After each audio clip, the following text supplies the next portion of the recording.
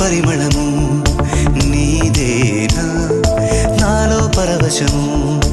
నిజమేనా బొండు మల్లి పువ్వు కన్నా తేలికగు నీ సోకు రెండు కళ్ళు మూసుకున్నా లాగు మరి నీ వైపు సొగసును చూసి పాడ